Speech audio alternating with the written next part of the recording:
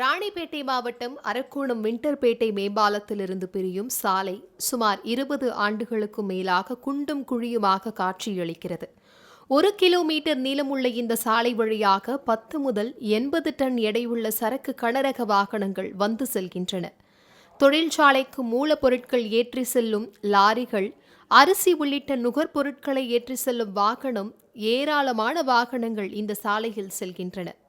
சாலைகள் மிகவும் பழுதடைந்து குண்டும் குழியுமாக இருப்பதால் அடிக்கடி விபத்துகள் ஏற்படுகின்றன. மேலும் இந்த சாலையில் மின் விளக்குகளும் எரிவதில்லை. இதனால் இருசக்கர வாகன ஓட்டிகள் சாலையில் விழுந்து விபத்து ஏற்படுகிறது.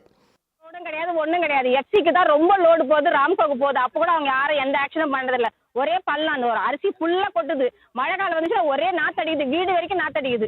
அரிசியெல்லாம் ஊறிட்டு அடிப்படை வசதியும் கிடையாது, கரண்ட் கிடையாது, தண்ணி கிடையாது, எதுவுமே கிடையாது. ஆனால் நாங்கள் இது வரைக்கும் எதுவுமே கேட்டதே இல்லை. இந்த ரோடு போட்டு கொடுக்கணும், அது கூட செய்ய மாட்டேன்றாங்க. சாலையை சீரமைக்க கோரி அதிகாரிகளிடம் பல முறை மனு அளித்தும் கடந்த 20 ஆண்டுகளாக எந்த நடவடிக்கையும் எடுக்கவில்லை என வாகன ஓட்டிகள் புகார் தெரிவிக்கின்றனர். ஏற்கனவே 2017 மனு கொடுத்தேன். இப்போ 17/9/2020 மனு கொடுத்துருக்குறேன்.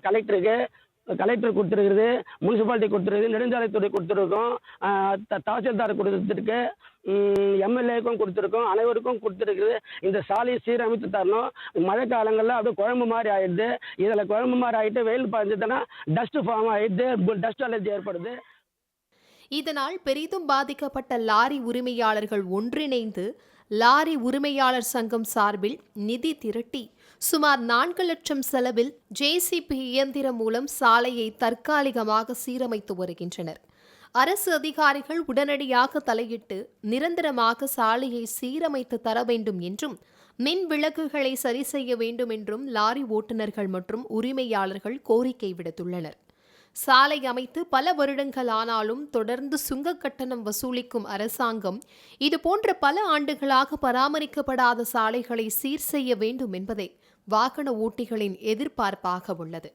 மாலை முரசு செய்திகளுக்காக அரக்கோணத்திலிருந்து செய்தியாளர் ஆச்சு.